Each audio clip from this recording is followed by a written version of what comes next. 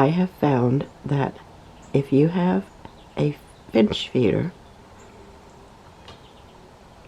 and if you have a nearby shrub or a shepherd's hook, if you put some rope from one shrub to the shepherd's hook, that the birds really like to land on the rope and then fly over to the feeder. I've found numerous birds on the rope just waiting their turn to go to the feeder.